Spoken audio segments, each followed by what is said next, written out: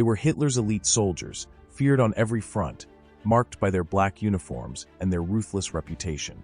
They marched through Europe with a confidence that bordered on arrogance, shaped by ideology, hardened by battle, and fueled by a belief that they were the chosen warriors of a rising empire. But when the Third Reich collapsed in 1945, their war did not end with the others. For the men of the Waffen SS, the final gunshot did not bring peace. Instead, it opened the door to a long, uncertain, and unforgiving future. Some were hunted and tried. Others vanished.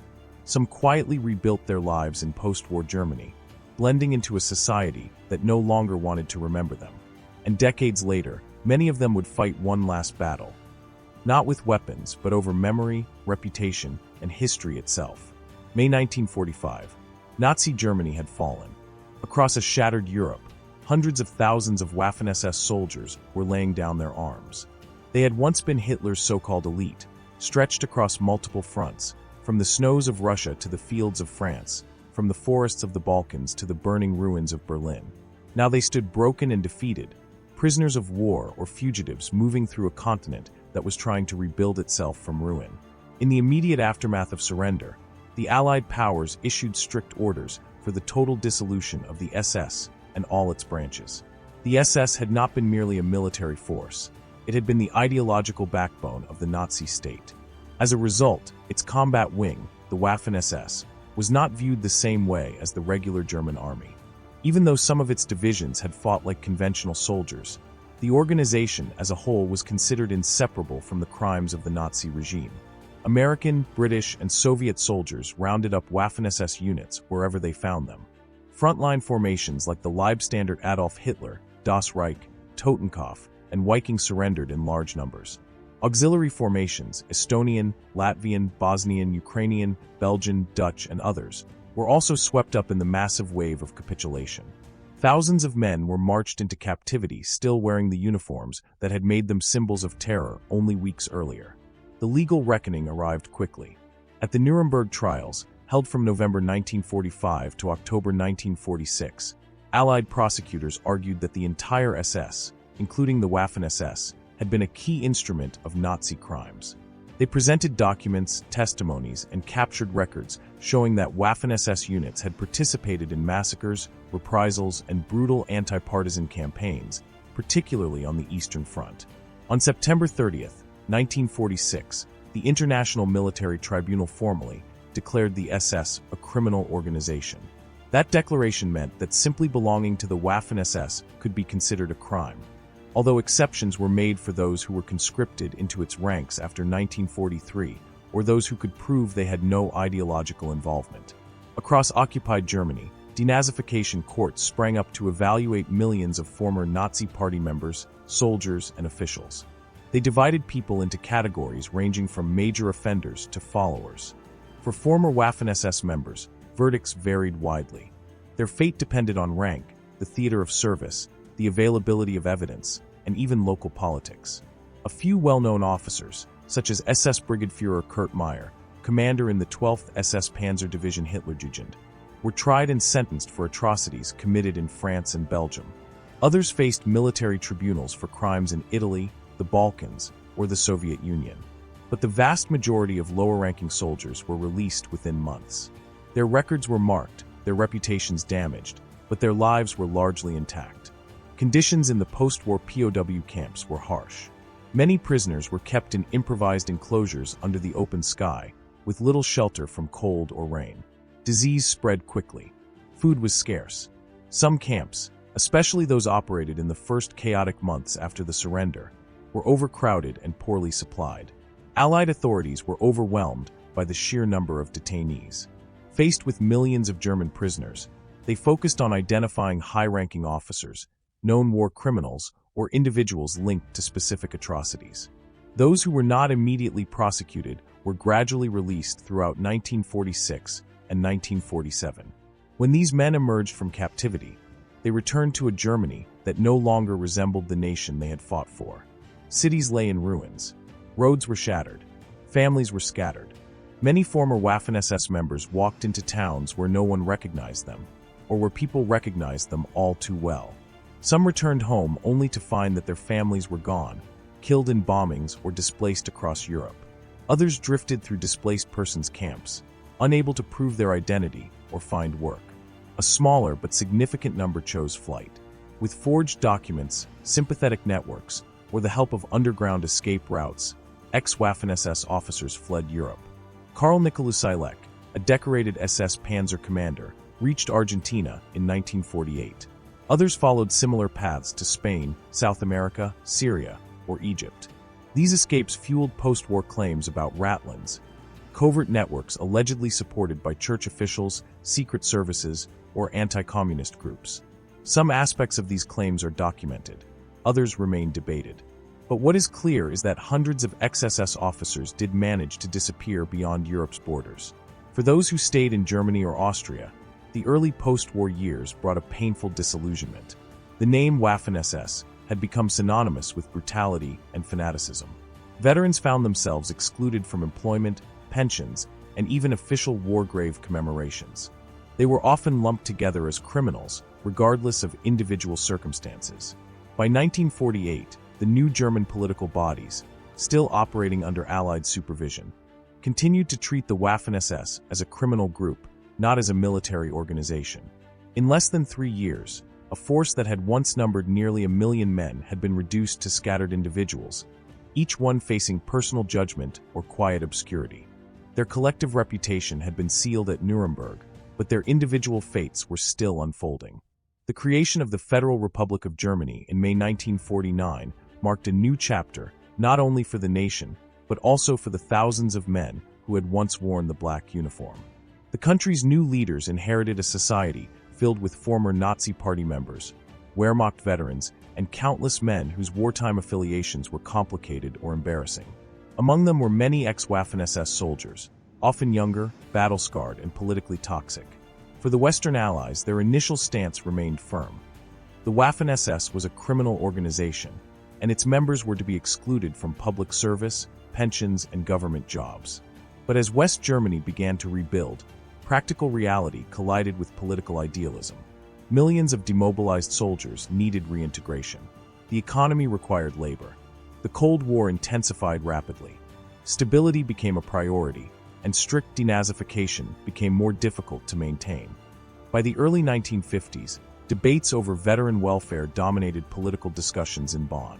The introduction of the Federal War Victims Relief Act in 1950 became a turning point. Its purpose was to support disabled veterans and war widows, but it ignited controversy. Should former Waffen-SS members receive benefits similar to those of regular Wehrmacht soldiers?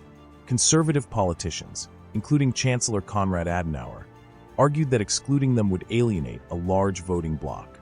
Many ex-Waffen-SS members had been drafted in the final years of the war. Many had been teenagers. Many had fought in the same conditions as regular soldiers. In 1953, Adenauer publicly stated that the men of the Waffen-SS had fought as soldiers just like others. The statement did not absolve them of guilt, but it carried symbolic weight. It signaled a quiet shift in West Germany from total rejection to limited reintegration. In practice, it meant that many former Waffen-SS members could apply for restricted pensions, especially if they could prove they had been conscripted after 1943. By 1956, another question emerged. Should former Waffen-SS soldiers be allowed to join the newly created Bundeswehr, West Germany's modern armed forces? In theory, the answer was yes. In practice, the vetting process rejected most applicants. Out of 3,117 former Waffen-SS men who applied, only 508 were accepted. The rest were rejected for ideological concerns, criminal records, or pressure from Allied advisors who feared resurrecting a tainted legacy. Those who did return to military service rarely spoke of their wartime pasts. Outside the military, former Waffen-SS members sought ordinary lives.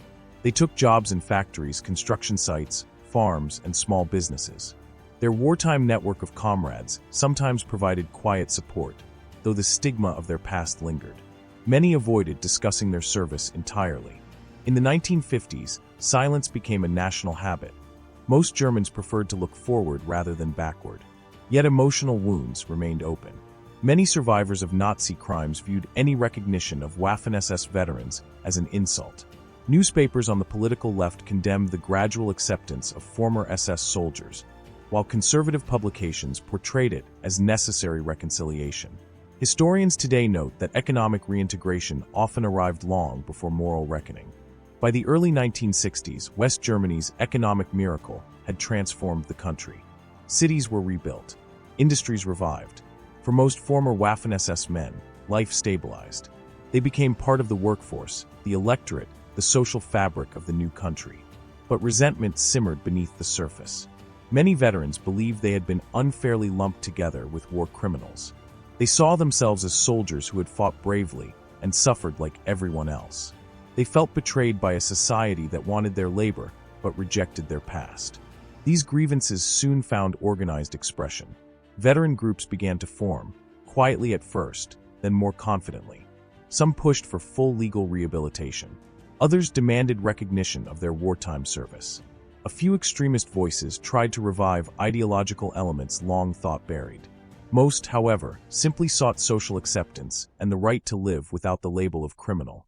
The debate surrounding the Waffen-SS continued for decades, resurfacing in politics, literature, films, and historical research. Meanwhile, archives opened. New documents emerged. Courts revisited old cases. Survivors' testimonies gained prominence. History became more detailed, more critical, and less forgiving. For the men of the Waffen-SS, the end of the war had been only the beginning of a long aftermath. Their fates varied. Some were judged and imprisoned, some escaped justice, some reintegrated quietly into society, and some spent their lives navigating the weight of their past. Their legacy remains one of history's most controversial.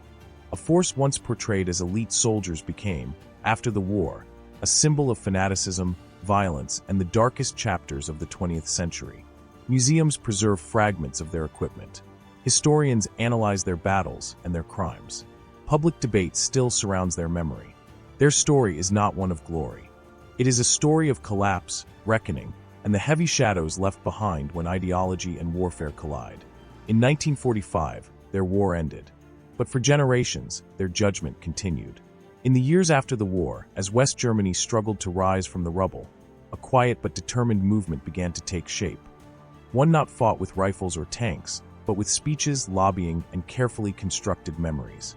Across the new republic, former Waffen-SS officers, men who had once commanded divisions on the Eastern Front, in Normandy, in the Ardennes, began seeking each other out. They met in back rooms of pubs, in rented community halls, in half-broken houses still marked by bomb damage. They brought with them fading photographs, medals hidden away since 1945, and stories that had seldom been spoken aloud since the day they surrendered. Their goal at first seemed simple: survival. Many of them were unemployed, aging, and watched with bitterness as former Wehrmacht veterans gradually regained their social standing, pensions, and political acceptance, while they remained outsiders, marked forever by the twin runes they once wore. But for the men who gathered at these meetings, survival soon transformed into something more ambitious. A fight for rehabilitation, for legitimacy, for a rewritten place in history. In 1951, three prominent former SS generals, Paul Hauser, Otto Kumm, and Felix Steiner, took the first major step. Together they founded an organization they called HIAG, short for Hilfsgemeinschaft auf Gegenseitigkeit der Einheorigen der ehemaligen Waffen-SS. In English, the name translated awkwardly but clearly enough: the Mutual Aid Association of former Waffen-SS members. But despite the plain name, HIAG's ambitions rapidly grew beyond mutual aid. What began as a support group quickly evolved into a political machine, a historical lobby, and a public relations force unlike anything seen before in post-war Germany. Its founders were not ordinary soldiers. They were professionals, tacticians, men accustomed to command. They understood structure. They understood hierarchy. And most of all, they understood strategy. Paul Hauser, the most charismatic of them, became the face of the movement. Tall, iron-willed, with the bearing of a general even in old age, he argued repeatedly that the Waffen-SS had been unfairly condemned at Nuremberg, punished, he said, for crimes committed by the political SS, not the fighting units. This was the heart of HIAG's message, the narrative they repeated in books, speeches, pamphlets, and political meetings. The Waffen-SS, they insisted, were not fanatics or ideological enforcers. They were soldiers. Just soldiers. Nothing more. It was a message designed to resonate, a especially in a West Germany desperate to move forward, to rebuild, to forget the darkest chapters of the past. And to the surprise of many, the message found a willing audience. In the early 1950s, West Germany was politically fragile. Every vote mattered. Every organized bloc of supporters mattered even more. HIAG knew this, and they used it. By 1953, the organization had already built chapters across the country. They distributed newsletters, held veterans reunions, and published articles claiming that their units had fought honorably, bravely, without involvement in war crimes. They even financed their own memoirs, many ghost-written, all carefully edited. Their most famous publication was Paul Hauser's Soldiers Like Any Other, a sweeping reinterpretation of the Waffen-SS as merely another branch of the German army. Elite, yes, but not ideological. The book sold widely, stirring debate, sympathy, and anger in equal measure. Politicians soon took notice.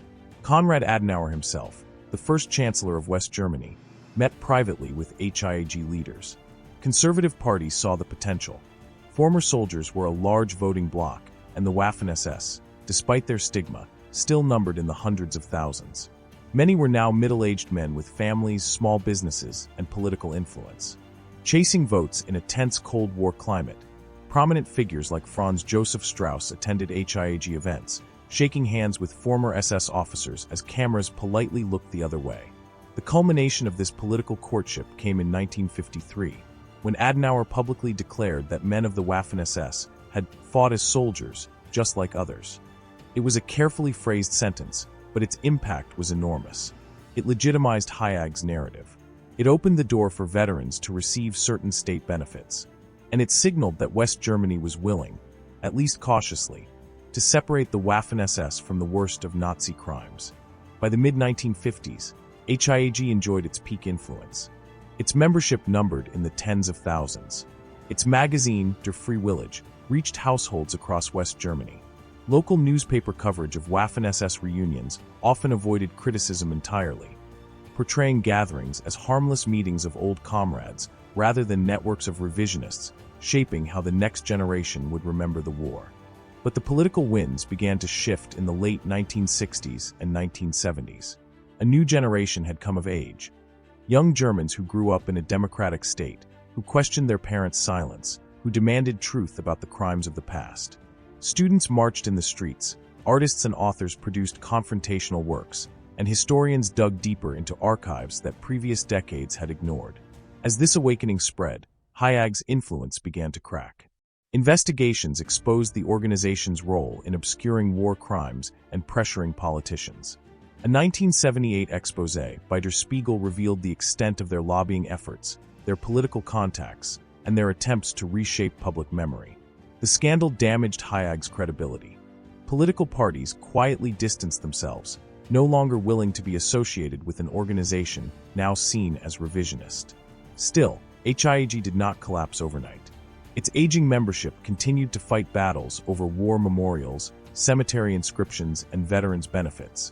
But the debates grew fiercer, and each year, protests grew louder. Anti-fascist groups disrupted Waffen-SS reunions. Journalists criticized memorial events that nostalgically portrayed SS divisions. Local governments increasingly refused to support or acknowledge gatherings. By the 1980s, HIAG was fading. Its members were old. Its narrative was losing ground. Its political influence had shriveled. In 1992, after decades of controversy, dwindling numbers, and increasing public backlash, HIAG formally dissolved. To some veterans, it felt like a final defeat, a quiet ending to their long campaign to reshape how the world saw them. But the story did not end there. When HIAG disbanded, many assumed the debate over the Waffen-SS would finally disappear into the past. But history is rarely so simple. Even without a formal organization, the legacy of the Waffen-SS continued to echo through Germany's political, cultural, and academic life. After the fall of the Berlin Wall in 1989, reunified Germany began confronting its wartime past with renewed openness. Newly accessible archives revealed documents long hidden behind the Iron Curtain, records that detailed how Waffen-SS units had coordinated with the security police, how they had worked alongside the Einsatzgruppen, how deeply ideology had been embedded in their training and operations. The myth of a purely military Waffen-SS collapsed under this new evidence. Yet even as historians dismantled those myths, fresh controversies emerged. In the 1990s, journalists uncovered that some former Waffen-SS veterans were still receiving pensions under the decades-old war victims' laws, while many Holocaust survivors received no comparable compensation. Outrage spread across Germany and beyond, igniting debates in parliament, in newspapers, and in international human rights groups. Meanwhile, in Eastern Europe, especially the Baltic states and Ukraine, a different memory struggle unfolded. Local Waffen-SS divisions, largely made up of recruits fighting against Soviet occupation, were commemorated not as Nazi collaborators, but as national heroes who resisted Moscow's domination. Annual marches took place in Riga, honoring the 15th and 19th Latvian Waffen-SS divisions. Supporters framed them as freedom fighters. Critics denounced the events as whitewashing fascism.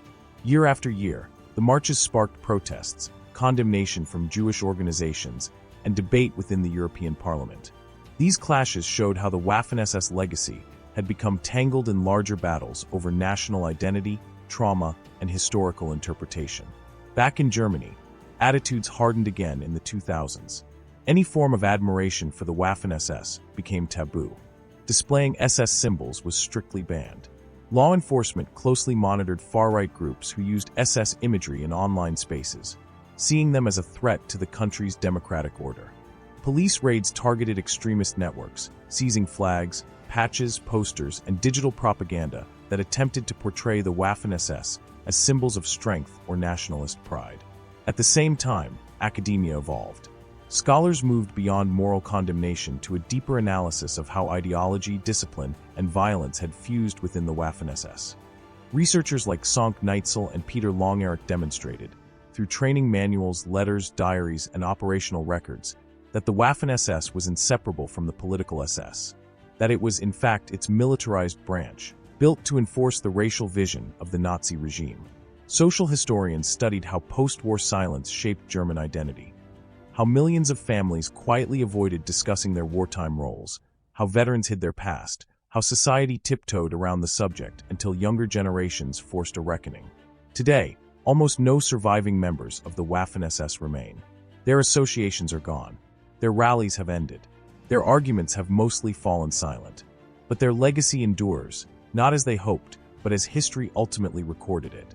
It endures in the documents, the trials, the testimonies, the archives.